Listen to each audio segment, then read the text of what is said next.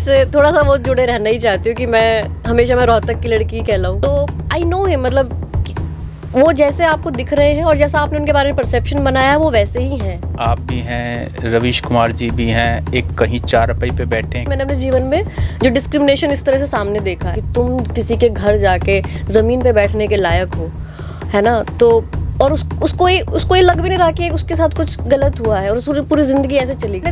NDTV में भी वही देखा और जो रवीश जी को भी जिस तरह से काम करते देखा लोग, जब डीमोनेटाइजेशन हुआ था और हम लोग कर रहे थे, मैं और रवीश सर हम गए थे और हम कर रहे थे, रिपोर्टिंग कर रहे थे। उस बरगद के नीचे जो छोटा सा पौधा सा उगाता है, शायद मैं वो ही थी।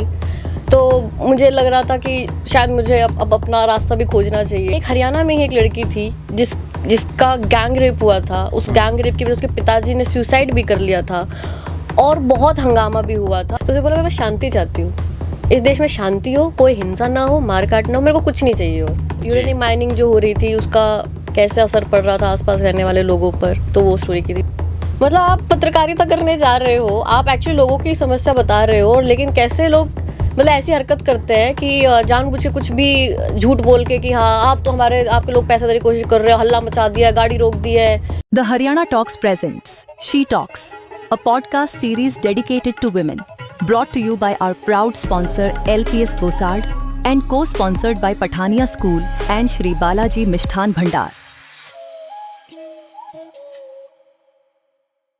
नमस्कार, मेरा नाम है सत्सिंह। शी टॉक्स की श्रृंखला में आज हमारी खास मेहमान है डॉक्टर सर्वप्रिया सांगवान। सर्वप्रिया सांगवान और मैं कलीग भी रह चुके हैं। रोहतक से है, हरियाणा की बेटी है और बहुत बड़ी पत्रकार है। और इनकी अगर मैं बताऊं अवार्ड की लिस्ट तो रामनाथ गोयनका अवार्डी हैं, रेड इंक अवार्डी हैं और अभी हाल ही में 2025 में भी इनको journalist of the year award मिला है IAMC अलुमनाई एसोसिएशन के द्वारा। और आप डॉक्टर भी हैं, जर्नलिस्ट भी हैं और पता नहीं क्या क्या हैं। काफ़ी सारी बातें इनसे करेंगे। तो डॉक्टर साहब आपका स्वागत है। बहुत बहुत थैंक यू सर।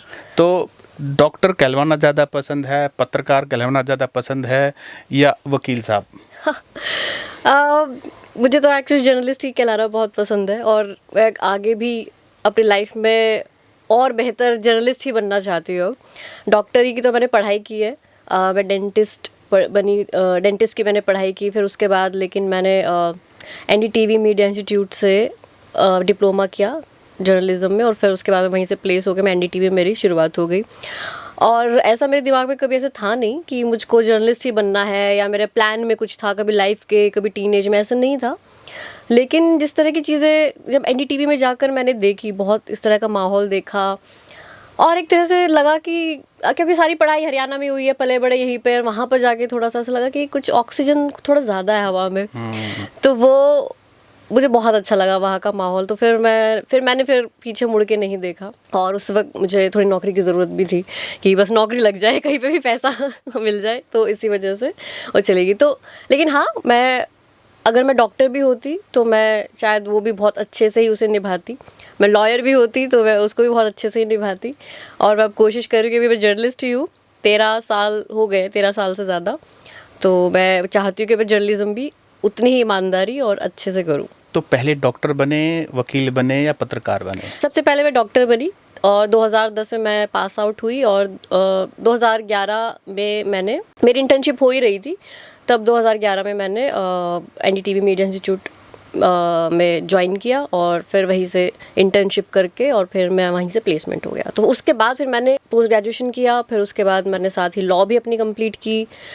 तो फिर मुझे लगा क्योंकि लॉ भी बहुत ज़रूरी है एक्चुअली जर्नलिस्ट बनने के लिए और वैसे ज़िंदगी में भी बहुत ज़रूरी है। मुझे बहुत पसंद भी थी शुरू से ही लॉ करना। मतलब मेरा दिमाग बहुत ज़्यादा उस तरह से ही चलता है कि जस्टिस सिस्टम मेरा बहुत स्ट्रॉन्ग है, मुझे ऐसा लगता है। और इसी वजह से मैं चीज़ों को लॉ के नज़र से ज़्यादा देखना पसंद करती हूँ या संविधान का जो हमारा प्रियम्बल है, प्रस्तावना है, उसकी नज़र से चीज़ें ज़्यादा देखना पसंद करती हूँ। तो इसलिए मेरे बहुत इनहेरिटेड है जर्नलिज्म में लॉ भी और कॉन्स्टिट्यूशन भी। जर्नलिज्म तो इनहेरिटेड आपकी हो गई। आपके फादर साहब जो हैं, जिनकी पत्रकारिता को देख करके हम भी इस लाइन में आए, और उनका कितना बड़ा रोल है आपके लाइफ में? उनका एक ही रोल है मेरी लाइफ में कि उन्होंने मुझे एनडीटीवी मीडिया इंस्टीट्यूट का जो एडवर्टीजमेंट था अखबार में तब उन्होंने मुझे काट के दिया था और उन्होंने कहा था कि देखो अप्लाई करके यहाँ पे तो पता नहीं क्यों मेरे दिमाग में आया कि हाँ अभी तो खैर कुछ मालूम नहीं है क्योंकि ख़त्म हो रही थी मेरी डेंटिस्ट्री की इंटर्नशिप ख़त्म हो रही थी और मुझे पता नहीं था कि अभी आगे क्या होगा, कब सरकारी नौकरियां निकलेंगी। आप तो जानते ही हैं कि कितनी मुश्किल से सरकारी नौकरियां निकलती है, क्योंकि मैं गांव वगैरह में ही काम करना चाहती थी। जितना मुझे अपने इंटर्नशिप से पता चला कि वहीं पे हमारी असली ज़रूरत है, मैं कोई दुकान नहीं खोलना चाहती थी। लेकिन तो फिर मुझे लगा कि चलो एक नई चीज़ मैं सीख लूँगी अपनी लाइफ में, और इसी वजह से मैं वहाँ पर गई थी। तो मेरे पिताजी का रोल उतना है, और सबसे ज़्यादा मुझे तो लगता है मेरी मम्मी का मेरी लाइफ में ज़्यादा रोल है, क्योंकि उनसे मैंने बहुत ज़्यादा मेहनत करना सीखा है, उनसे मैंने बहुत कन्विक्शन सीखा है, डिटर्मिनेशन सीखा है। तो मुझे लग रहा है कि वो जो मैं जर्नलिज्म करती हूँ तो मुझे वो बहुत काम आता है, जो मैंने उनसे लर्न किया लाइफ में। तो वो ज़्यादा रोल है। और डेंटिस्ट्री जो आपने की है वो मतलब किस स्पेशलाइजेशन में की है? नहीं, उसे मेरी ग्रेजुएशन थी। सिर्फ ग्रेजुएशन हाँ, ही है। उसके बाद फिर वो पीजीएमएस रोहतक से आपकी। जी। और आपकी लॉ भी एमडीयू से ही। तो रोहतक हरियाणा ही मेरा सब कुछ है। मैं तो अपनी गाड़ी भी अभी तक उसका नंबर भी हरियाणा HR12 से ही रजिस्टर किया है। तो मैं अपनी रूट से थोड़ा सा वो जुड़े रहना ही चाहती हूँ कि मैं हमेशा रोहतक की लड़की कहलाऊँ, चाहे मैं दिल्ली में रह रही हूँ इतने साल से। लेकिन रोहतक के बारे में बहुत अलग अलग राय हैं। कुछ तो मतलब जब हरियाणा सुनते हैं फिर रोहतक सुनते हैं तो बड़ी पोलराइज सी ओपिनियन है लोगों की। तो वही तो बदलना है, पोलराइज्ड जो है। तो हम भी वो लोग हैं जो हमको दिखाना चाहिए कि हमारे हरियाणा में बच्चे ऐसे भी हैं जो पढ़ते लिखते हैं, और हम अपना जो एक हम साहसी माने जाते हैं। मुझे ऐसा लगता है कि हरियाणवी लोग या जाट समुदाय के लोग काफ़ी साहसी होते हैं, काफ़ी लड़ाई झगड़ा करते हैं, लेकिन मुझे लगता है कि वो जो साहस है या वो फाइट है वो आपको हमेशा दूसरे के लिए और किसी दूसरे के को जस्टिस दिलाने के लिए लड़ना चाहिए, ना कि वो अपने आप ही कहीं सड़क पे लड़ना चाहिए। वो नहीं होना चाहिए। और इवन जबकि आप सही कह रहे हैं कि मैं जब एनडीटीवी में भी गई थी तो किसी एक बड़े पत्रकार ने बड़ा हंस के बोला मुझे ना, ऐसे मजाक में कहा। उन्होंने कहा कि अच्छा तो तुम डॉक्टर भी रही हो, मतलब हरियाणवी लोग क्या पढ़ते लिखते भी है, मतलब यू नो। तो उस टाइम मतलब मैंने उसको मजाक में लिया, मैं कोई ये नहीं ले रही थी, लेकिन फिर भी मुझे कहीं ना कहीं लगा कि हाँ एक ये परसेप्शन है हरियाणवी लोगों के लिए या जाट समुदाय के लोगों के लिए कि वो पढ़ते लिखते नहीं है या वो इस तरह से वो करते हैं। तो मेरे ख्याल से वो भार थोड़ा हम पर भी है कि हमें उसे उस स्टीरियोटाइप जो हमारे बारे में हो गया है, हम हमारे युवाओं को बदलना भी चाहिए कि ये जो स्टीरियोटाइप है, क्योंकि ये हमेशा दूसरे को ही कह के नहीं किया जा सकता कि आपने स्टीरियोटाइप क्यों बनाया। कहीं ना कहीं उसमें कुछ एक लंबा एक पैटर्न देखा जाता है, उसमें थोड़ी सच्चाई भी होती है, तभी वो स्टीरियोटाइप बन जाते हैं। लेकिन उसको हमें एक्सेप्ट करके उसे बदलने की कोशिश करनी चाहिए। एनडीटीवी का जो प्लेटफॉर्म आपको मिला, कैसा आपका अनुभव रहा? क्योंकि एनडीटीवी में आप एंकर थे, यानी कि फील्ड में जाके रिपोर्ट भी करते थे, और हमने बहुत सारी रिपोर्ट देखी है। रवि सर के साथ भी आपकी बहुत सारी रिपोर्ट देखी है। रवि सर के साथ काम करने का अनुभव कैसा था? हाँ, ये तो कितना 6 साल पूरा मैं एनडीटीवी में रही, और मेरे ख्याल से एनडीटीवी मेरे लिए जैसे स्कूल होता है वही था, है ना। वो उस तरह से नहीं था मेरे लिए, एकदम ऑफिस नहीं था। मुझे लगता है वो मेरे लिए बहुत स्कूल था। शायद मैं नर्सरी क्लास में वहाँ पर गई थी, यानी कि मैं ट्रेनी फिर इंटर्न बन के उधर गई, फिर उसके बाद मैं वहाँ पे काम करने लगी, और मेरी पहली जॉब थी रिसर्चर के तौर पे थी। तो जो रवीश कुमार का शो जो शुरू हुआ था प्राइम टाइम, तो उस वक्त वो टीम बन ही रही थी। टीम बहुत बड़ी नहीं थी, लेकिन उसमें एक रिसर्चर की ज़रूरत थी, तो मुझे एज अ रिसर्चर वहाँ पर रखा गया। बस उससे पहले मैं रवीश जी को कभी जानती नहीं थी, मैंने देखा नहीं था कि जैसा मैंने कहा कि मैं मेडिकल स्टूडेंट रही। कोइंसिडेंस था बस, बहुत कोइंसिडेंस था, वो बहुत बड़ा और बहुत ही अच्छा कोइंसिडेंस था कि क्योंकि मैं मेडिकल स्टूडेंट रही हूँ, मैं इतना ज़्यादा टीवी न्यूज़ नहीं फॉलो करती थी कि टीवी पे कौन स्टार्स हैं आजकल या कौन न्यूज़ में क्या है। हालांकि हाँ, मैंने विनोद दुआ जी को देखा था, कभी बरखा दत्त जी का नाम मैंने सुना था, लेकिन मैं रवीश जी को कभी नहीं देखा था, ना कभी उनके बारे में सुना था। पता नहीं कैसे। How could you miss Ravish Kumar? पता नहीं, मुझे नहीं मालूम है, लेकिन हाँ वो उनके रवीश की रिपोर्ट बाद में पता चला कि वो कितनी फेमस थी, बहुत पॉपुलर थी। हाँ, लेकिन मैं कभी ना वो देखी थी और ना मैं उनको उस तरह से जानती थी, और ये अच्छा भी हुआ कहीं ना कहीं, क्योंकि फिर आप एक आव में जाते हो काम करने किसी व्यक्ति के, आप अच्छा है उसके साथ रह के ही उसे जानो, उसके साथ काम करके जानो तो बेहतर है। How is he as a person? हम तो उनकी रिपोर्ट आज से जानते हैं, और अब तो वो सोशल मीडिया पर हैं। ये मैं आपको बहुत, जो आपने उनको जैसे टीवी पे भी देखा है वही वो रियलिटी में वही है। अगर वो टीवी पे अगर आपको कंसर्न दिखाते हैं सोसाइटी के लिए, देश के लिए, वो रियलिटी में भी वही करते हैं उनमें। क्योंकि मैंने तो एक ही कैबिन में बैठ के उनके साथ 6 साल काम किया है, तो कितना इंसान छुपा सकता है। हम 12-12 घंटे हम लोग साथ रहे, उनके साथ मैं बाहर गई भी हूँ रिपोर्टिंग पे, को रिपोर्टर के तौर पे। तो आई नो है, मतलब वो जैसे आपको दिख रहे हैं और जैसा आपने उनके बारे में परसेप्शन बनाया है वो वैसे ही हैं। मतलब वो परसेप्शन यानी कि वो एक बहुत ही ईमानदार पत्रकार हैं, या वो जो सही में जो कंसर्न्स दिखाते हैं अपने सोसाइटी और अपने देश के लिए, वो वही उनके कंसर्न वो रियलिटी में भी हैं, उन्हीं के बारे में बात करते हैं। एक क्लिप मुझे याद आ रही है जिसमें आप भी हैं, रवीश कुमार जी भी हैं, एक कहीं चारपाई पे बैठे हैं, किसी से बातचीत कर रहे हैं और कोई बाहर से आता है, शायद दलित समाज से कोई व्यक्ति था, तो वो नीचे बैठते हैं। तो रवीश जी इंश्योर करते हैं कि भाई इनको भी, चौधरी साहब इनको भी चारपाई बैठाओ, नहीं तो हम भी यहाँ चारपाई पे नहीं बैठेंगे। वो क्या घटना थी? जी, तो ये 2014 के इलेक्शन से पहले जब हम लोग घूम रहे थे अलग अलग प्रदेशों में, ये उत्तर प्रदेश की फूलपुर विधानसभा थी और वहाँ पर हम गए थे। तो उसमें क्या हुआ कि हाँ, मतलब हम लोग जाके बात कर रहे थे, वो पूरा ब्राह्मण बहुल गांव था, है ना। तो वो ब्राह्मण बहुल गांव में, तो जब हम लोग ऐसे बात कर रहे थे, तो एक बूढ़ा सा आदमी इस तरह से लाठी लिए जा रहा था। पता नहीं रवि जी ने कैसे उसको आवाज़ दी, ऐसे ही कह रहे बाबा इधर आओ। तो वो आ गए और आके जैसा आपने देखा वो बैठ गए नीचे। और फिर उसके बाद मैं भी वहीं बैठी थी चारपाई पे और मेरे हाथ में माइक भी था, और जिनसे वो पहले बात कर रहे थे उनकी तरफ माइक भी था, वो ब्राह्मण थे। तो रवीश जी ने एक्चुअली, अब आप ये देखिए, ये सब कुछ एकदम कैमरा के सामने हो रहा है और ये किसी भी व्यक्ति के दिमाग में इस तरह से नहीं आ सकता है अगर उसकी सोच वैसी ना हो। ठीक है, कि एकदम से मुझे नहीं, ये इसने नीचे क्यों बैठा है, इसको ऊपर बैठना चाहिए। अगर आपकी सोच वैसी नहीं है तो आपके दिमाग में नहीं आ सकता, आपको ये नॉर्मल लगेगा।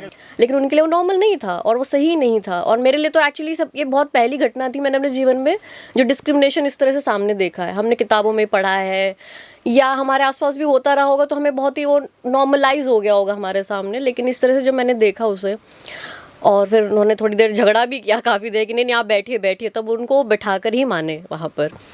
और उसके बाद अगर वो किसी ने भी वो एपिसोड देखा हो, तो मैं उसके बाद मैंने उनको हाथ में माइक पकड़ाया, मैं वहाँ से चली गई वहाँ से उठ के।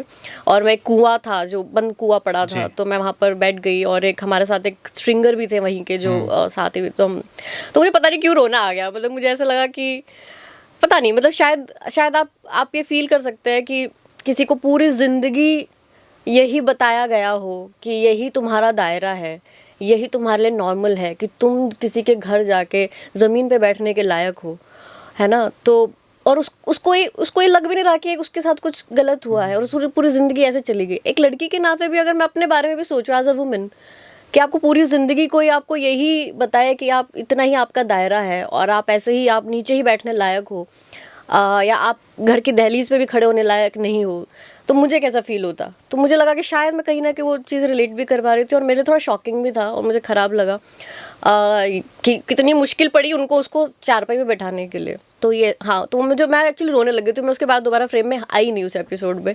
मैंने उनको बाद में बताया भी रवीश जी को, और उन्होंने कुछ भी नहीं कहा। उन्होंने बस, क्योंकि उनको मालूम था कि मैं सर्वप्रिया को लेकर ही क्यों जा रहा हूँ ऐसी जगहों पे, या मैंने क्यों सोचा कि सर्वप्रिया को भी साथ में हमें रिपोर्टिंग पे लेके जाना चाहिए, कि शायद उनको भी ये लगता होगा कि मैं कभी ये चीज़ें नहीं देख पाऊँगी अपनी लाइफ में अगर रिपोर्टिंग पे नहीं जाऊँगी। कहाँ मैं फूलपुर जाती कभी लाइफ में, कहाँ मैं इस तरह के गाँव में घूम रही होती अगर मैं सच में रिपोर्टर ना होती, एक डेंटिस्ट होती या एक नॉर्मल लड़की होती।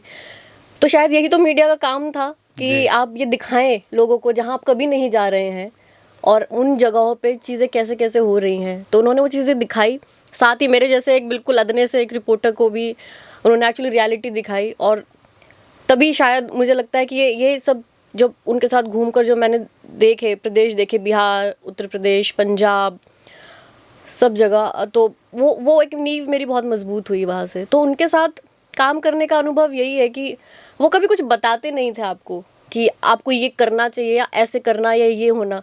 उनके शायद साथ रह के ही आप चीज़ें अपने आप ग्रास्प करते हो, खुद लर्न करते हो। ये उनका तरीका है। ये उनका तरीका ऐसे नहीं है कि नहीं ऐसे ही करो या ऐसे जाओ या यहाँ पे एक स्टोरी कर लाओ या ऐसे करो, ऐसे कभी नहीं था। कभी भी उन्होंने कुछ नहीं किया। जबकि जब वो मुझे ले जा रहे थे, ले जाने से पहले एक दिन पहले मुझे पता चला कि मुझे भी स्क्रीन पर होना है। मतलब उन्होंने मुझे बस शाम को कहा कि तुम वहाँ जो जो भी देखोगी तो तुम वही कैमरा पे वही बोलना माइक पे। मैंने कहा है, तो मुझे एकदम दिमाग में मैंने कुछ कहा, मेरे दिमाग में लगा कि मुझे भी मैं स्क्रीन पे आऊँगी, और मैं सिर्फ 3 साल ही हुए थे मुझे एनडीटीवी तो में। आप रिसर्चर थे उस समय? हाँ, मैं रिसर्चर ही थी। अच्छा। उनका वो प्राइम टाइम की रिसर्चर थी जो करती थी। तो मुझे लगा मुझे कैसे टीवी पे होना है, और मेरे पास तो कपड़े भी नहीं है पहनने के लिए। अच्छा। फैशन शो थोड़ी है। मतलब वो जो आपको एक्चुअली आपको हाँ, लगता है कि आप वो टीवी जर्नलिस्ट पे आ वाली रहे हो। बात है। टीवी उस टाइम बहुत बड़ी चीज हाँ, थी। बहुत बड़ी चीज है। अब तो टीवी एकदम डाइंग मीडियम है, लेकिन उस टाइम टीवी पे किसी का भी आना तो ऐसा लगता था कि, और मुझे लगा कि मेरे पास तो कपड़े भी नहीं है कि जो एक्चुअली रिपोर्टर या एक जर्नलिस्ट को पहनने चाहिए, उस तरह के है भी नहीं। तो मतलब मेरे दिमाग में सब आ रहा था कि मैं क्या बोलूँगी, मुझे नहीं मालूम है। तो फिर अगले दिन से ये जर्नी शुरू हो गई, और फिर ये घटना हो गई। बस। तो मुझे लगता है यही उनका तरीका है कि बस जाके आपको छोड़ दिया मैदान में, अब करो, तुमको क्या दिखता है, तुम अपने आप सोचो क्या देख रहे हो। तो आपको उस समय ये भी लगा कि अगर पत्रकार बनना है तो फिर ऐसा ही बनना है? बिल्कुल, मतलब सही में मेरे आज तक भी मेरे पास कोई डेफिनेशन और नहीं है पत्रकार की कि और कैसा होना चाहिए। मुझे लगता है कि सच में जो मैं एक्चुअली जब मैं अपनी पीजीआई में भी जब मैं इंटर्नशिप कर रही थी और पेशेंट्स ट्रीट करती थी यहाँ पर, तब भी मुझे बहुत सारी चीज़ें बहुत परेशान करती थी। जैसे कि कितने जो गरीब लोग हैं, मतलब वो सारा दिन घूमते रहते हैं, उनको कोई उनका काम करवाने वाला तक नहीं मिलता है। कोई बूढ़ा आदमी आकर वो घूम रहा है, किसी से रिक्वेस्ट कर रहा है कि मेरा काम करवा दो, मेरे दांत बनवा दो, वो तो बेचारा ऐसे ही घूम रहा है। कोई महिला है बेचारी, उसका खून मतलब 6 मिलीग्राम कुछ रह गया है, मतलब अगर 1 मिलीग्राम और कम हो जाए तो ब्लड ट्रांसफ्यूजन की ज़रूरत पड़ जाएगी उसको। उससे अब मैंने जो पूछा कि क्या हुआ आपका, क्यों है इतना कम, तो एकदम फपक कर रो पड़ी वो, एकदम बोलती कि मेरे पति मुझे कुछ देते नहीं है पैसा खाने के लिए या कुछ भी। हाँ, और जैसे कोई एक व्यक्ति है जिसके पास 40 रुपए भी नहीं है अपने एक्सरे के लिए, मतलब क्योंकि यहाँ पे तो वैसे बहुत सब कुछ फ्री है, लेकिन फिर भी एक्सरे के लिए 20-40 रुपए इस तरह का कुछ देना पड़ता है। उस बेचारे के पास 40 रुपए भी नहीं थे। तो वो सब चीज़ आप देखते थे, या फिर आपको लगता था कि यार पूरे दिन के लिए एक ही ग्लव्स आ रहे हैं, आपको उसी एक ग्लव्स से क्या आपको 10 पेशेंट देखने हैं, कहाँ इनके टेंडर्स हैं, कब निकलेंगे, कब ये सामान आएगा। हम अपना ही, मैं तो अपने आप ही अपने से पैसे खर्च करके चीज़ें कर लेती थी, या मैं ऐसे किसी की मदद कर देती, उन आंटी की कर दी, या वो जिसके पास 40 रुपए नहीं है उसके लिए कर दिया, वो सब कर देते थे। तो मेरे दिमाग में वैसे ही था। तो यानी कि मुझे ऐसा लगा कि शायद मैं पीपल जो लोगों को जो यहाँ पूरा दिन जो दिहाड़ी मजदूर बैठ के चला जाता है, उसका नंबर नहीं आता है, तो मुझे उनसे बड़ा कंसर्न रहता था। मुझे बड़ा ख़राब लगता था कि कोई मेरा जानकार आके पहले आके करा जाता है काम। मुझे लगता है कि यार ठीक है, वो मेरी मम्मी के कोई जानकार है, मेरे पिताजी के कोई जानकार है, वो आ गए और आप उनको कर दे, तो लेकिन उनको ये नहीं समझ आ रहा है कि देखो तुम्हारी वजह से भाई कोई दिहाड़ी मजदूर है, उसकी दिहाड़ी भी चली गई आज की और उसका काम भी नहीं हुआ। तो वो उनको नहीं समझ आता। तो मुझे वो लाइन, वो जो लोग ऐसे करते हैं, ख़राब लगता था। तो मुझे लगता है कि फिर वो जब मैंने एनडीटीवी में भी वही देखा, और जो रवीश जी को भी जिस तरह से काम करते देखा, लोगों के लिए जो चीज़ें सही मायने में ज़रूरत है उनको, जो सिस्टम में जो सही होना चाहिए, जिसके बारे में आप बात करते हैं, तो मुझे लगा कि हाँ, मैं कहीं ना कहीं थी भी वैसे मन से, और फिर जो जिस तरह के लोगों का सानिध्य मिला वो भी वैसे ही थे। तो वैसे ही पत्रकार बनना है। और फिर समय आया बीबीसी ज्वाइन करने का, वो कैसे मतलब मैं इतना बुरा, मतलब मेरे लिए इतना सैड था वो, और बहुत मुश्किल फैसला था कि मैंने पूरी कविता लिख दी थी उसके ऊपर, क्योंकि मैं सच में बयान नहीं कर पा रही थी कैसे होना चाहिए। अब बात ये थी कि ये साल 2017 था, सितंबर जब मैं आई थी, लेकिन उससे पहले जिस तरह का एनडीटीवी में माहौल होने लगा था, सरकार का जो प्रेशर बहुत ज़्यादा था, सरकार की हैंड ट्विस्टिंग बहुत ज़्यादा थी, एडवर्टीजमेंट्स कम हो गए थे, कॉस्ट कटिंग होने लग गया था, आप स्ट्रिंगर से स्टोरीज भी नहीं मंगा सकते हो, बड़ा मुश्किल होता था, ये सब जो चीज़ें हो रही थी, वो माहौल बहुत ऐसा हो गया था। कुछ लोग खुद छोड़कर जा रहे थे, कुछ लोगों को निकाला भी जा रहा था। तो बहुत ही ऐसा सा वक्त था जो मतलब नहीं अच्छा लग रहा था वो सब देखते हुए। और ऊपर से फिर मुझे टाइम भी हो गया था, काफ़ी 6 साल हो भी गए थे। मैं एंकर भी बन गई थी एनडीटीवी में, पूरा 1.5-2 साल के लिए मैं एंकर भी रही। मतलब सब कुछ अच्छा था मेरे लिए personally, it was very good, क्योंकि मैं एक सबसे इम्पॉर्टेंट शो चला रही थी। मतलब मैं उसकी प्रोड्यूसर थी, रिसर्चर थी, फिर मैं खुद एंकर भी थी, फिर मैं 2014 में पूरा को रिपोर्टिंग भी कराई थी, सब कुछ था। मतलब मुझे अपनी तरफ से मुझे सब मिला, बहुत अच्छे बॉसेस थे मेरे सब लोग, और तो मुझे कोई ऐसी तकलीफ़ नहीं थी। लेकिन फिर भी मुझे लग रहा था कि शायद कुछ और भी हमको सोचना चाहिए अपने करियर के लिए। फिर मैं अपने ऐसे किसी दोस्त से बात कर रही थी जो बीबीसी में थे, तो उन्होंने बोला कि यहाँ पे वैकेंसीज निकली हैं तो आप अप्लाई कर दीजिए। तो फिर मैंने अप्लाई किया। फिर मैंने पूछा रवि जी से कि अप्लाई कर दिया? बोलते हाँ दे के देखो, कोई अपना अपना पता होना चाहिए अपने बारे में कि हाँ वेयर डू यू स्टैंड। तो मैंने कर दिया। फिर रिटन टेस्ट हुआ, फिर वो भी हो गया क्लियर। फिर इंटरव्यू हुआ। फिर इंटरव्यू देकर मैं आई तो मैंने उनको कहा कि मुझे लग रहा है कि मेरा हो जाएगा क्योंकि मेरा अच्छा इंटरव्यू गया है। तो बोलते अच्छा कोई बात नहीं, पर बताओ तो अगर हो गया तो क्या करना है, जाऊँ कि नहीं जाऊँ? तो उन्होंने बोला अभी बाद में देखेंगे, बाद में। तो वो क्वेश्चन वो एड्रेस ही नहीं करना चाह रहे थे, ना वो कहना चाह रहे थे कि रुक जाओ, ना वो कहना चाह रहे थे कि चले जाओ। फिर वो दिन भी आ गया कि जब मेरे पास कॉल आया कि यू आर सिलेक्टेड और अब आना पड़ेगा। मैंने कहा अब बताइए, अब आ गया है। तो बोलते नहीं आज तो तुम जाओ, आज तुम पार्टी करो, बहुत अच्छी चीज़ है, करेंगे इस पर बात। फिर 2 दिन 4 दिन ऐसे वो भी, फिर मैं उनसे बार बार पूछती, वो फिर टाल देते कि हाँ हाँ अभी सोचा नहीं है, अभी सोचा नहीं है। फाइनली वो नहीं सोच पा रहे थे तो फिर मैंने सोच लिया कि कर लेना चाहिए, मतलब देखना चाहिए इवन। और मुझे थोड़ा सा ये भी लग रहा था कि मैं अपनी भी एक इंडिविजुअलिटी चाहती थी। शायद ये भी एक बहुत बड़ा रीज़न था कि मैं अपने लिए अपना नाम बनाना चाह रही थी। कोई ये मुझे नहीं कहे कि वो लड़की जो रवि जी के साथ आती है, वो लड़की ओवरशैडोड, एक ओवरशैडोड की, वो एक बरगद है ना। ऑब्वियसली उनको पार करना तो पता नहीं, और उसी उसमें रह के हाँ, तो एक उस बरगद के नीचे जो छोटा सा पौधा सा उगाता है, शायद मैं वो ही थी। तो मुझे लग रहा था कि शायद मुझे अब अपना रास्ता भी खोजना चाहिए। और मैं क्यों आई थी, शायद मैंने वही सोचा कि मैं क्यों जर्नलिज्म में आई, क्यों मैंने जॉब शुरू किया। तो मैं अपनी इंडिपेंडेंस के लिए आई थी कि मैं इंडिपेंडेंट होना चाहती हूँ। अब मैं फिर किसी और व्यक्ति पे ऐसे इंडिपेंडेंट मतलब डिपेंडेंट हूँ कि उन्हीं के साथ मैं काम कर रही हूँ, वो कहीं और काम करेंगे तो मैं उनके साथ काम करूँगी। तो शायद मैं अपनी एक इंडिविजुअलिटी भी खोजना चाह रही थी और अपनी इंडिपेंडेंस भी बरकरार रखना चाह रही थी, और अपने को भी शायद मैं साबित करना चाहती थी कि हाँ मतलब मैं हूँ कि मैं भी काम उस तरह से कर सकती हूँ। फिर वो शायद ये सब कुछ फैसले थे जो बहुत मुश्किल फैसला था, लेकिन मैं एक जो महीना नोटिस पीरियड काटा वो मुझे ही पता है कि मैंने कैसे काटा है, मेरे भगवान को पता है कि रोज़ मतलब रोना, किसी बात पे रोना आ जाता था कि बस अब नहीं है। जाते हुए भी फेयरवेल पे भी मैं बहुत रो रही थी, मेरे रोते हुए फ़ोटोज़ ही है सारे। और फिर आ गई मैं। फिर उसके बाद ऐसा नहीं इजी नहीं था बीबीसी में आके भी बड़ा ही कि आप आ गए अब बीबीसी। तो बीबीसी नाम बहुत बड़ा है, लेकिन आपको कहीं दोबारा जाके आप जो भी करके आए वो सब जीरो हो जाता है। क्यों? क्योंकि आप एक तो टीवी मीडिया से एकदम डिजिटल मीडिया में जा रहे हो, है ना। और वो जितना भी आपने किया है वो उसका कोई मायने नहीं होता है, क्योंकि मैंने वहाँ से भी एकदम प्रोड्यूसर लेवल पे स्टार्ट किया बीबीसी में भी, है ना। कि और तो वहाँ पे अपने लिए जगह बनाना, अपने लिए स्पेस बनाना, जहाँ पे बहुत सारे हो सकता है बहुत सारे लोगों के कुछ बायसेस भी रहे हों मुझको लेके, और किसी को लगता होगा कि बड़ी एंकर टाइप समझती होगी अपने को, स्नूटी होगी, ये होगा। हाँ मतलब ऐसे लोगों को ऐसे होते हैं। तो इसलिए मुझे भी वो पहले 4-5 महीने, थोड़ा सा 6 महीने लगा लीजिए कि मुझे बहुत मुश्किल भी हुआ थोड़ा सा कि अपने को एडजस्ट करना। और बार बार मैं सोचती थी कि कहाँ मैं आ गई, मैं क्यों आ गई, मैं ठीक तो थी, मैं कंफर्टेबल थी। और बार बार सोचते कोई मतलब रवीश जी भी कहते थे कि तुमको आना तो तुम वापस आ जाओ, कोई ऐसी चीज़ नहीं है, बात कर लो ऑन इंडियो से। ऑन इंडियो हमारे मैनेजिंग एडिटर थे, तो मेरे को लगा नहीं फेल हो, ऐसे तो फेल जैसा होगा कि आप आ गए वापस, ये वो फेलियर टाइप नहीं फील करना, अब तो करना ही है, अब यही है जो है। तो अब अपना फैसला आपने ले लिया है, अब उसको सही साबित आपको करना है। तो कंफर्ट जोन तोड़ करके आप आए। बहुत बड़ा कंफर्ट जोन था, आप सोच लीजिए। एंड यू वर राइट, आपने वो डिसीजन लिया, बिल्कुल सही लिया, क्योंकि आज आपका अपना नाम है। अब देखा ये अपने सीनियर लोगों से जब ऐसे सुनने को मिलता है तो बस मेरे को लग रहा है कि आई एम वेरी हैप्पी। नहीं बिल्कुल, आज आपका अपना नाम है और अवार्ड की तो मैंने लिस्ट बताई है जो भी है। तो फाइनली बीबीसी में मन कब लगने लगा? बीबीसी में वही 4-5 महीने बाद थोड़ा सा, क्योंकि वहाँ पे भी क्योंकि मैं इनिशिएटिव्स लेती थी। अब मुझे तो लग ही रहा था कि अब आए हो तो क्या करने के लिए आए हो। मेरे दिमाग में यही रहता था, क्योंकि मैं बहुत उदास थी जब मैं आई थी एनडीटीवी से, और मेरे दिमाग में लगता था कि काश मैं कुछ ऐसा कर पाऊँ जिससे जो दर्द है वो थोड़ा कम हो जाए, कि हाँ मैंने आया तो मैंने ठीक ही किया, वो फैसला ठीक किया। कुछ मैं ऐसा कुछ मतलब मुझे कोई अवार्ड मिले तो मैं कह सकूँ कि रवीश जी के लिए है, कि उन्होंने मुझे सिखाया, तो मैं उनके लिए बहुत इस तरह से ऑब्लाइज्ड फील भी करती थी।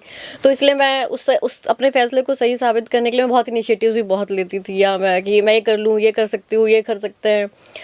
तो वो उसने उस चीज़ ने उतनी ही मेहनत मांगी, उतना ही डिटर्मिनेशन मांगा, और ये जो माइंड का स्ट्रेंथ है ना वो बहुत ज़रूरी है उस समय करने के लिए। तो फिर मैं 4-5 महीने बाद मन लगने लगा कि मैंने कोई एक लाइव किया था फेसबुक लाइव किया था, और वो एक टॉपर थी सोनीपत से, आईएएस टॉपर, यूपीएससी टॉपर थी। अनु? हाँ अनु, तो उनका मैंने एक लाइव किया था। तो वो करने के बाद घर जाके किया था आपने? हाँ, हाँ, और बिल्कुल घर में अंदर ऐसे हर चीज जी, दिखाते जी। हुए किया था, बिल्कुल। तो हमारी जो बॉस बहुत। है रूपा झा, तो उन्होंने ग्रुप में लिखा है ऐसे कि ये है, ये ऐसे लाइव ट्रेनिंग में दिखाना चाहिए, ऐसे लाइव होता है, ये है वो है। तो फिर उसके बाद मुझे लगा कि अब मैं संभाल लूँगी, अब मैं कर लूँगी, मतलब हाँ अब मुझे पता चल गया कि उन्होंने ऐसा बोला, तो मेरे लिए बहुत ही एक स्ट्रेंथ का काम किया उस चीज़ ने, और मुझे लगा कि अब मैं संभाल लूँगी, मैं कर लूँगी। फिर धीरे धीरे मैंने अपने स्टोरी आइडियाज़ वगैरह दिए, फिर वो स्टोरीज आइडिया दिए, उन स्टोरी का कुछ का इम्पैक्ट भी हुआ। एक लड़की थी, एक 14 साल की लड़की थी जिसका रेप हुआ था, और उस रेप की वजह से उसको एक बच्चा भी हुआ, लेकिन कभी उसको ना मुआवजा मिला, ना उसका एफआईआर दर्ज हुई। उसके गांव के ही किसी बड़े रसूख वाले जी। बूढ़े आदमी ने ऐसे ऐसे किया था उसके साथ। तो मुझे वहीं के गांव के ही किसी लड़के ने फेसबुक पे मैसेज किया था, और उसने मुझे ये चीज़ बताई थी कि ऐसे ऐसे है मैडम, और उन लोगों ने हर जगह पे, हमने उनकी मदद की है, हर जगह पे उन्होंने चिट्ठी लिखी है, प्रेसिडेंट तक लिखी है, हर जगह पे लिख दी है, SC ST उनके ऑफिस में लिख दी, हर जगह कमीशन में लिखी है, वुमेन कमीशन में लिखी है, लेकिन हमें कुछ, इनको कुछ भी मदद मिल रहा। और आप सोचिए वो लोग ऐसे थे, वो लड़की, उसकी मम्मी तो थी नहीं, उसके पिताजी थे और ईंट गारा का काम करते थे, दलित समुदाय से। तो मतलब आप जितना भी एक रिसोर्सलेस आदमी किसी को सोच सकते हो, वो है, मतलब जो सच में आखिरी व्यक्ति होगा जिसको आप लास्ट मैन कहते हैं। हाँ, जिसको तो वो ये शायद वही व्यक्ति जो आप डॉक्टरी करते थे, ट्रीटमेंट करते थे, तो वो बाहर वेट सही करता बात था है। 6 ग्राम वाली, बिल्कुल सही बात है ये वही जी। उनकी भाई बहन है। तो मैंने ये पूरी सीरीज सोची थी कि उनके साथ कि कैसे जो सिस्टम है वो हमारे रेप विक्टिम लड़कियों के साथ कैसे बिहेव करता है ना। तो ये लड़की थी, एक हरियाणा में ही एक लड़की थी जिसका गैंग रेप हुआ था। उस गैंग रेप की वजह से उसके पिताजी ने सुसाइड भी कर लिया था, और बहुत हंगामा भी हुआ था, बहुत सारे, सोनिया गांधी तक ने उसको फ़ोन किया था, मीडिया में खूब उछला था मामला, है ना जी। तो सब कुछ हुआ था, लेकिन उसके बाद फिर पता चला कि उसकी मम्मी को नौकरी मिली थी, वो हटा दिया अस्थायी नौकरी से। अब तो वो मतलब खाना भी मतलब लकड़ियों से चूल्हे पे बनाते हैं, मतलब इस तरह की हालत हो गई। तो मुझे लगा, फिर ये दोनों स्टोरीज को मैंने सोचा कि नहीं, एक्चुअली मुझे सीरीज़ करनी चाहिए कि कैसे ये जो हमारा सिस्टम है वो कैसे रेप विक्टिम्स के साथ कैसे बिहेव करता है। एक वो केस जिसमें कोई मीडिया नहीं था, एक वो केस जिसमें मीडिया भी था, है ना, और बहुत हंगामा भी था, फिर भी दोनों का किस तरह के केसेस थे। फिर ये पहले वाले में भी काफ़ी बहुत अच्छा इम्पैक्ट हुआ। रातों रात पुलिस ने उसको पकड़ा, क्योंकि मैंने आते ही ये पूरी स्टोरी की, और सब जगह मैंने फ़ोन घुमा दिए। मैंने नेशनल कमीशन ऑफ वुमेन में भी घुमा दिया, SC ST कमीशन में घुमा दिया, DM को कर दिया वहीं के, सब कुछ, सब लोग, पुलिस तो उस टाइम घबराई गई थी जब मैंने सब पेपर खोल के देख लिए थे कि आपने मुआवजा तक नहीं दिया, 2 साल हो गए हैं ये सब हुए। और जबकि किसी भी दलित रेप विक्टिम को FIR और मेडिकल के बेसिस पे उसको 50% मुआवजा मिलना चाहिए। तो इस सवाल के बाद ही फिर पुलिस ने अपने हाथ खड़े कर दिए थे। उसके बाद ही फिर रातों रात वो गिरफ्तार भी हुआ, वो जेल में भी गया, ट्वीट भी किया पुलिस ने, उसका फ़ोटो के लेके मैडम हमने गिरफ्तार कर लिया है, और उस लड़की को मुआवजा भी मिला। तो फिर इस तरह की स्टोरीज हुई। फिर एक जादू घोड़ा की स्टोरी मैंने की थी, लास्ट मैन जी, नहीं जादू घोड़ा मैंने की थी, हाँ, वो जिसके लिए मुझे गोयनका अवार्ड भी जी मिला था। रामनाथ गोयनका जी। अवार्ड। तो वो यूरेनियम माइनिंग जो हो रही थी उसका कैसे असर पड़ रहा था आसपास रहने वाले लोगों पर, तो वो स्टोरी की थी। तो मेरे ख्याल से कई कुछ और भी इसके अलावा स्टोरीज की, तो उसके बाद थोड़ा मैं सेटल हो गई, उनका इम्पैक्ट भी हो रहा था। मेरे न्यूज़ रूम में मेरे लिए ताली बज रही थी कि मेरी स्टोरी का इम्पैक्ट हुआ है। तो फिर मुझे लगा कि अब मैं सेटल हूँ, मैं BBC में हूँ और मैं संभाल लूँगी। तो फिर मैं BBC एक अपने और लास्ट मैन में शायद स्टोरी की थी आप, शायद कहीं UP में है किसी एक घर में, उसका घर भी बहुत ही मतलब शायद एक ही कमरा है और आप उससे बात कर रहे हैं, वो दिखा रहे हैं घर में, वो क्या स्टोरी थी? UP, हाँ, UP से मैंने 2 स्टोरी की थी, एक श्रावस्ती से की थी और एक लखनऊ से की थी।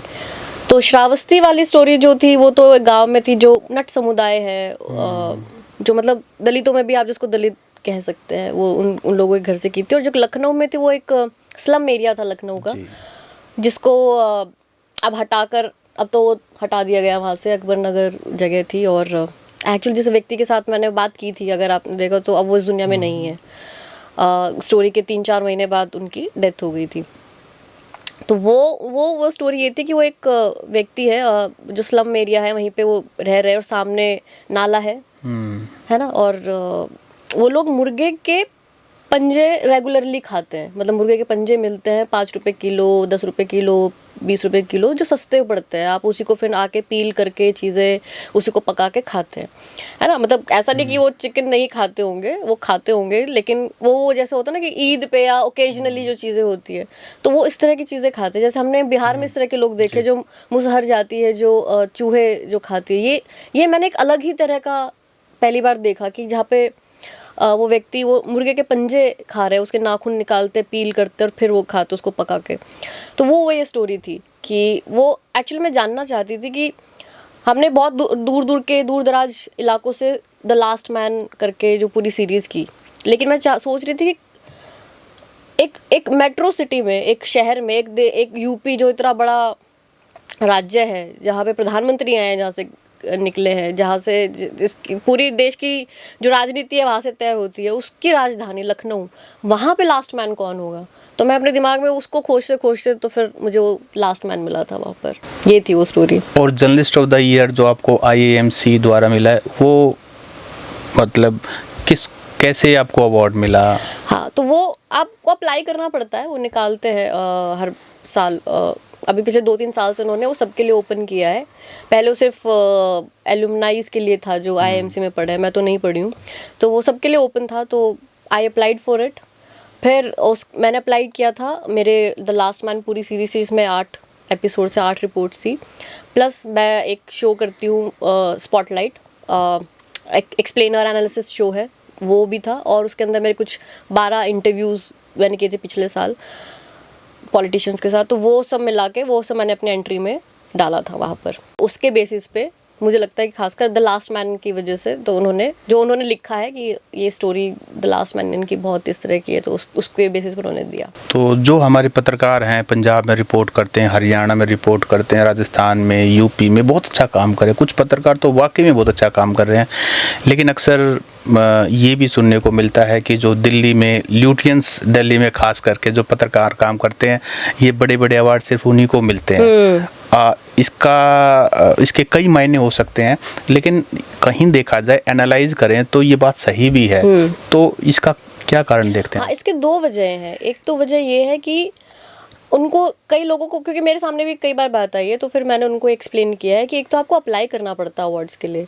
मतलब वो अपने आप ही कोई ऐसे चुन के नहीं दे देता, वो कुछ संस्थाएं होती हैं जो चुन के भी दे देती है किसी को भी, हम इसको दे रहे हैं। लेकिन ये जो सब अवार्ड्स है, रामनाथ गोयनका है या रेडिंग का अवार्ड है या ये IIMC है, और भी कई निकले हुए हैं अवार्ड्स, तो यहाँ पे जब निकलता है तो आपको उसके लिए अप्लाई करना पड़ता है, अपनी एंट्री देनी पड़ती है कि आप किस रिपोर्ट के लिए इसको अप्लाई कर रहे हैं, और तो उस हिसाब से फिर वो होता है। तो कई लोगों को पता ही नहीं कि अप्लाई कर रहा है। सेकेंडली, कई लोगों को मालूम नहीं चलता कब आ गई डेट, मतलब अप्लाई करने की, है ना। तो हम क्योंकि उस नेटवर्क में रहते हैं पत्रकारों के, तो हमें पता चलता रहता है कि अच्छा ये आ गया है, ये अवार्ड निकला हुआ है, इसके लिए अप्लाई करना है, डेट, फाइनल डेट ये है, तो इसलिए हमारे लिए ईजी रहता है। तो कई बार लोगों को पता नहीं चलता है कि कब आ गई, और कई बार फिर ये भी होता है कि भाई उनको मालूम ही नहीं कि अप्लाई करना, उनको लगता है कि तो चुन के दे रहे हैं कि किसी को भी ऐसे पिक करके, वो नहीं होता है। तो ल्यूटियंस दिल्ली में आप जैसे रहे हैं, और सोशल मीडिया बहुत कुछ चलता रहता है, लेकिन उसके बावजूद भी आप लास्ट मैन कर रहे हैं, उसके बावजूद भी आप दूर दराज जा रहे हैं, तो आपको क्या लगता है ज़्यादा सेटिस्फाई कौन सा है, दिल्ली में रहना, ऑफिस में रहना, या फिर ऐसी स्टोरी करना? हाँ, मैं आपको सही बताऊं, क्योंकि मैं 2014 में जब रवि जी के साथ मैंने इलेक्शन कवर किया, फिर 2019 में भी मैंने BBC के लिए इलेक्शन कवर किया, जनरल इलेक्शन। अब फिर मुझे लगा कि अब तीसरा था इलेक्शन, मैं कहा ये भी मुझे करना ही है।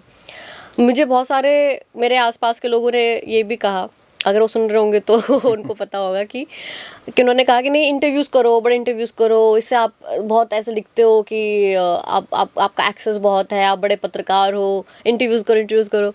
लेकिन मेरे दिमाग में था कि मुझे ये करना है, मुझे रिपोर्टिंग करनी है, और मुझे रिपोर्टिंग करनी है। मैं देखना चाहती हूँ कि साल 2024 में हमारा भारत कहाँ है, क्या वो सच में 2014 में जैसा मैंने देखा था वही है, या वो अब 10 साल में उसमें क्या अंतर आ गया है ना। या और उन लोगों के नज़रिए से जिनके मीडिया में बात नहीं होती है, जिनके थ्रू आप नहीं सुनते हैं। ज़्यादातर आप जाएंगे, अगर आप महाराष्ट्र में भी जाते तो ज़्यादातर पत्रकार पुणे चले जाते हैं, है ना, मुंबई चले जाते हैं, वहाँ से पत्रकारिता होती है। और लेकिन महाराष्ट्र से मुंबई और पुणे तो नहीं है, महाराष्ट्र में तो कितने सारे ज़िले हैं, कई बार तो लोगों को मुझे लगता पता भी नहीं होंगे। तो मुझे लगा कि तो वहाँ पे क्यों जाना है, इन ज़िलों पे जाना है जहाँ पे उन गाँव में जहाँ पे नहीं पहुँचती है मीडिया। और सच बताऊँ, मैं जहाँ जहाँ पर भी गई, मुझे एक चीज़ तो कॉमनली सबने कहा कि हमारे पास तो कभी कोई आया ही नहीं मीडिया वाला, हमारे पास तो कभी कोई आया ही नहीं है। हमारे तो यहाँ इवन, जबकि आप सोचिए अब तो इतने सारे रीजनल लैंग्वेज के भी मीडिया हो गई है, मराठी मीडिया भी होगी और बंगाली मीडिया भी होगी, वो अपने लोकल तो अलग ही है, टीवी भी, उनके टीवी चैनल्स भी हैं, उनके अखबार भी हैं, सब कुछ है। लेकिन उसके बावजूद भी इतने इतने शहर, इतने इतने गांव बचे रह जाते हैं कि जिन्होंने कभी किसी मीडिया वाले को, किसी माइक को पकड़े देखा ही नहीं है वहाँ पर। तो वो मुझे लगा कि ये मुझे उस भारत को देखना है जो हमारे मेन स्ट्रीम मीडिया में नहीं दिखता है। तो और वो वही जो मैंने आपको कहा था कि वो दिखाना लोगों को कि जो शायद अपने जीवन में कभी देख नहीं पाएंगे। मैंने जो 2014 में, अगर मैं नहीं रिपोर्ट करती रवीश जी के साथ जाके, तो मैं शायद वो सब कुछ देख ही नहीं पाती। मैं देख ही नहीं पाती कि जब आप बर्तन बनाते हो, जो पीतल के बर्तन आपके घर में सजे होते हैं, तो उसको पकाने के लिए मतलब कितना पूरा शरीर कैसे जल जाता है, मतलब जलाना पड़ता है। अब मैंने वहाँ खड़ी हूँ, मैंने देखी है वो भट्टी जिसमें वो आप तपाते हो, आप मतलब 1 मिनट तो बहुत दूर की बात है, 30 सेकंड नहीं खड़े रह सकते हो वहाँ पे, लेकिन लोग रोज़ वहाँ पे काम करते हैं और कितनी सी दिहाड़ी के लिए।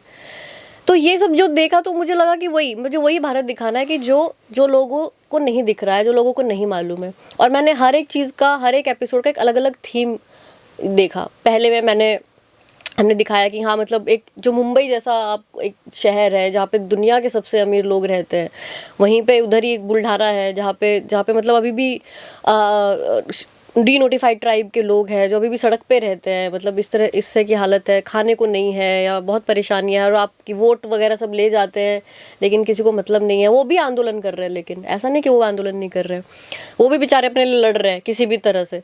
जहाँ पे मतलब किसानों को खुद ही अपना एक नेता खड़ा करना पड़ रहा है कि भाई सबसे तो नहीं हुआ कुछ, हम ही पैसा दे के अपना चंदा दे के लोगों ने अपना नेता खड़ा किया है, लड़वा रहे हैं उसको।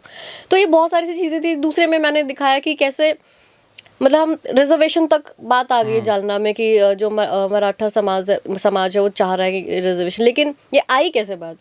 मतलब जहाँ पे जब पानी की कमी हुई तो खेती खराब हुई तो नौकरियों की डिमांड बढ़ी है, नौकरियों की डिमांड बढ़ी तो आरक्षण की डिमांड बढ़ी है। तो वो पूरा जो कनेक्शन जो बिठाया आपने, वो थीम हमने किया। फिर हमने कोयला मजदूरों, जो कोयला बंगाल में जो कोयला की खान है, वहाँ पे जो मजदूर काम करते हैं, मतलब आप सोचिए एक मजदूर बेचारे जो ठेका मजदूर है, इतना ठेका मजदूरी इतनी बढ़ गई है। तो ठेका मजदूरी सब जगह बढ़ गई है, हमारे प्रोफेशन में भी ठेका मजदूरी है कि नहीं सब जगह ठेका मजदूरी है, लेकिन उनकी भी ठेका मजदूरी हमसे बदतर है, मतलब उनके हालात।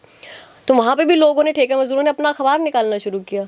सोचिए, मतलब अपना अखबार निकाल रहे हैं और लोगों को इलेक्टोरल बॉन्ड्स पे लेख लिख रहे हैं वो लोग कि ये कैसे मजदूरों के हित में नहीं है ये सब चीज़ें, या ये पार्टियाँ क्या करी। मतलब मैं देख कर ये चीज़ें बड़ा, मैं खुश भी हुई, मुझे गर्व भी हुआ और मुझे बहुत हताशा भी हुई कि भाई मतलब लोग लड़ रहे हैं, ये अच्छी चीज़ है, ये डेमोक्रेसी है कि। लेकिन ये कितनी ख़राब बात है कि इतनी बड़ी मीडिया होते हो इस देश में, मतलब इतना ज़्यादा, कितने अखबार, मैगज़ीन, कितने चैनल, कितना क्या कुछ है। अब तो यूट्यूबर भी हैं, सब कुछ है, उसके बाद भी इन लोगों को अपने अखबार निकालना पड़ रहा है कि लोगों को अवेयर करने के लिए। उसके बाद ऐसे लोग, मुतवा समुदाय है बंगाल में, जो बांग्लादेश छोड़कर आए हुए हिंदू हैं यहाँ पर, जो वहाँ के हिंसा से बचकर निकल आए। तो वहाँ पे जब एक औरत से मैं बात करती हूँ जो दलित है, जो मुतवा समुदाय के लोग यहाँ दलित माने जाते हैं, और जो घरों में काम करती है, पति भी मजदूर है, मतलब मिस्त्री का काम करता है, बेटा भी वही करता है। तो जब वो बैठ के अपना बता रही होती कि मैं कर्ज़ हो गया काफ़ी, बेटी की शादी थी 10 दिन पहले, और बेचारी शून्य से में चले जाती है कि हाँ मतलब हो गया। तो मैंने उसे पूछा कि क्या चाहते हो सरकार क्या करे, तो उसे बोला मैं बस शांति चाहती हूँ, इस देश में शांति हो, कोई हिंसा ना हो, मार काट ना हो, मेरे को कुछ नहीं चाहिए। और मैं भी लड़की हूँ, मैं भी महिला हूँ, और हमारे यहाँ पे तो कोई ऐसी चीज़ होती नहीं है, हमारे यहाँ के तो मुस्लिम बहुत अच्छे हैं, है ना, मैं तो रात के 11 बजे भी निकल जाती हूँ, कोई परेशानी नहीं है। तो मुझे लगा कि यार ये महिला का देखिए आप, मतलब उसकी सोच देखिए, और आप ये हमारे टीवी पे बैठे हुए एंकर्स की सोच देखिए। हाँ, तो कितना अंतर है। वो महिला क्या बात कर रही है कि मैंने उसको एक ऑप्शन दिया कि तुम बताओ क्या करे तुम्हारे लिए, तो उसने ये कहा। और ऐसे बहुत सारे, मतलब फिर श्रावस्ती से स्टोरी की कि कैसे मतलब जो आपकी कास्ट है वो एजुकेशन को भी जो आप, क्योंकि आप एजुकेशन लेना चाहते हो सरकारी स्कूलों में या आपको दिया जाता है सुविधा, लेकिन फिर भी आप नहीं ले पा रहे हैं, तो उसका जो कनेक्शन है, और अभी भी जो दलितों में भी जो दलित हैं वो उनके साथ कैसे अभी भी वो होता है, तो वो सारी चीज़ें उसमें दिखाई। तो ये सारे अलग अलग थीम्स की द लास्ट मैन किया, और 40 दिन लगे होंगे मतलब टोटल सारे चीज़ें करने में। 40 दिन उसमें ट्रैवल भी है, फिर आप वहीं पे बैठ के, मैं वहीं पे ही शूट करती थी, अगले दिन एडिट करती थी, वहाँ से भेज देती थी, तो मेरा वो, क्योंकि तभी वो 40 दिन में 8 एपिसोड हो पाए। तो हाँ, ऐसे ये किया कि तो वहाँ पे लास्ट मैन हुआ जी। पत्रकारिता के दौरान क्या कभी कोई ऐसा मौका आया कि किसी खतरे में फंसे हों, या किसी बहुत बड़े पॉलिटिशियन का या किसी ऐसे व्यक्ति का इंटरव्यू किया हो, लगा हो कि भाई पंगा हो सकता है? नहीं, एक्चुअली जब मैंने NDTV के समय में देखा, जब डीमोनेटाइजेशन हुआ था और हम लोग कर रहे थे, मैं और रवीश सर हम गए थे और हम कर रहे थे, रिपोर्टिंग कर रहे थे, तो वहाँ पर जैसे एक यूपी का कोई जगह थी, पता नहीं बुलंदशहर था या नाम ठीक से याद नहीं है मुझे, तो वहीं पे लाइन लगी हुई थी, वो जाके लोगों से बात करने लगे, तभी वहाँ पे एक लड़का स्कूटी पे आया और आके उसने हल्ला मचाना शुरू कर दिया, और वही सब नेशनलिज्म की बातें, तो क्या हो गया, लाइन में लगे हैं, तो मैं भी जाट समुदाय से आता हूँ और जाट ही हैं जो 80% जो सीमा पे खड़े हैं, तो मतलब इसका कोई लॉजिक नहीं है इस बात का कि मतलब आपको खड़ा होना चाहिए, अगर आपको सीमा पे खड़ा होना है, ये वाई आर यू टेकिंग कि आपके समुदाय के लोग वहाँ पर लड़ रहे हैं तो भाई आपका उसमें कुछ है। तो इस तरह की बातों से लड़ाई झगड़ा सा शुरू किया, तो रवि जी ने भापा कि शायद ये ठीक नहीं है जगह, तो हम गाड़ी से बैठ के चले गए, लेकिन लगातार कोई गाड़ी थी जो पीछा करती रही, है ना। एक बाइक वाले 2-3 लोग थे, वो पीछा करते। पहले तो हमें लगा कि क्योंकि वो रवि जी को पहचान रहे होंगे तो इसलिए वो पीछे घूम रहे हैं उनसे बात करने के लिए, मिलने के लिए। लेकिन फिर हम एक मंडी में घुसे, वहाँ पे अनाज मंडी में भी जाके जब लोगों से बात करने लगे, तो अचानक एक भीड़ पूरी आई, और एक भीड़ में जिसमें एक आदमी ने बोला कि नहीं, आपका आदमी हमको पैसे देने की कोशिश कर रहा है। वो झूठा इल्ज़ाम था कि आपका आदमी पैसे देने की कोशिश कर रहा है, कि बोलो ये बोलो, ऐसा बोलो, और उन्होंने पूरा हल्ला मचा दिया।